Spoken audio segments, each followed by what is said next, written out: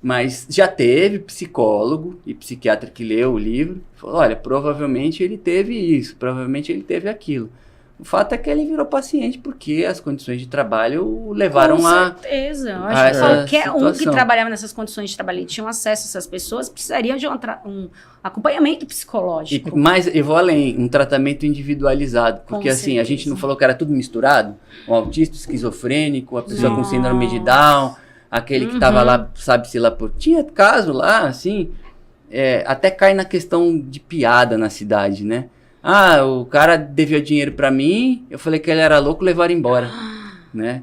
Que absurdo. Não tem como comprovar isso, mas é o que circula na cidade, onde você não duvida de nada, com né? certeza. Você não duvida de nada. Pessoas que tinham lá. E aí que tá, cada qual precisava de um tratamento, e o tratamento não era o mesmo pra todo mundo. Era medicação... E porrete. E eletrochoque.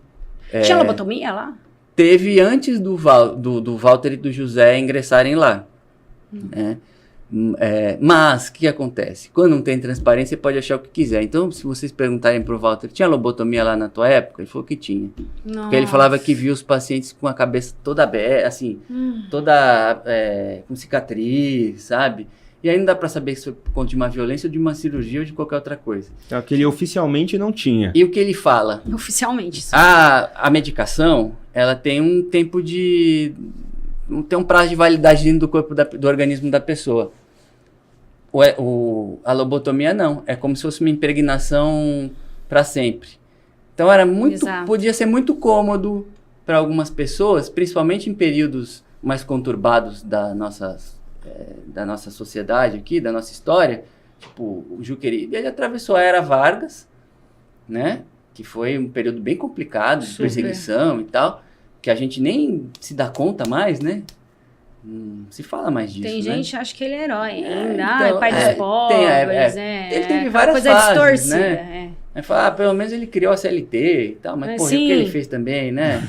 Enfim. Chegou a mandar ter gente lá para os campos de concentração judeu daqui para lá. Teve também. Teve a ditadura civil-militar nos anos 60, 70 e 80. Sim. E aí, claro, podia ser muito cômodo calar a boca de algumas pessoas pela lobotomia. Então o Walter fala, teve e tal. Não tem nenhum documento que comprova isso, mas com certeza, o Walter acha que teve. Oficializar, né? Isso.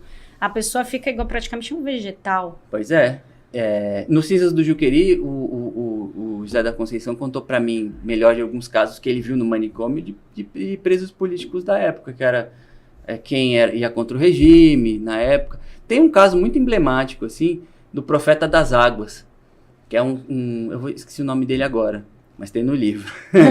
Ele é da região ali da divisa do Mato Grosso do Sul com São Paulo. Nos anos 70 construíram uma hidrelétrica lá, na região de Ilha Solteira e Andradina, ali, tá naquele pedaço. E, claro, que tinha gente contra. E esse cara, ele arregimentou um verdadeiro exército de pessoas que eram contrárias à criação dessa usina hidrelétrica, porque a cidade ia ser inundada. Nossa. Ele foi meio comparado até com Antônio Conselheiro e tal. E aí, o que fizeram com ele? Ele foi preso. E aí verificaram no julgamento que ele tinha problemas psiquiátricos, porque muito cômodo. Né, aquela coisa, ele ia para um lado mais do divino, sabe? E tal. E aí ele foi para o manicômio judiciário e ficou lá um tempão. Aí ele saiu e tal, ele tá vivo até hoje. Inclusive, tem um documentário sobre ele aí, que não ficou muito famoso, mas tem. Né? Mas ele violou a Lei de Segurança Nacional. Por isso que ele foi preso. Porque ele era contra a construção da hidrelétrica. Né? Quantos não foram assim? Pois Esse é um caso de Esse é um dos casos só, né? Bom, então, a pessoa falou que tá acabando o nosso tempo. Eu só queria enfatizar que quando a gente fez uma live lá no Observatório, a gente já fez, Daniel, foi super bem. As pessoas ficou, assim, conformado com as torturas que eram no Juqueri. O porquê que faziam isso, arrancava, eu até recebi depois, mas por que faziam isso? Chegaram a arrancar os dentes das pessoas. Tinha várias justificativas, na verdade. Não era todo mundo, né? Mas... hoje em dia é um pouco o acesso à odontologia é um pouco mais tranquilo, assim, sabe? Mas até, sei lá, 30, 40, 50 anos atrás, não se tinha um tratamento para todo mundo, né? O Brasil ele foi por um tempo considerado o país dos banguelas, né?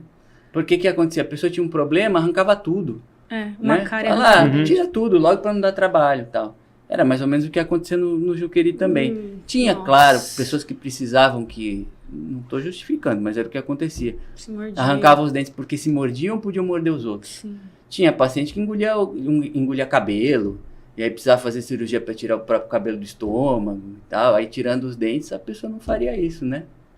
Não tinha. Mas a maioria era porque, como iam mal cuidavam da alimentação, higiene de 18 mil pessoas, imagina para você ter uma ideia da condição, que era tão complicada assim, que o Walter, ele fala assim, que arrancar os dentes foi difícil, mas pior foi o pós, entre aspas, operatório, porque ficou tudo aberto, né? Não costuraram.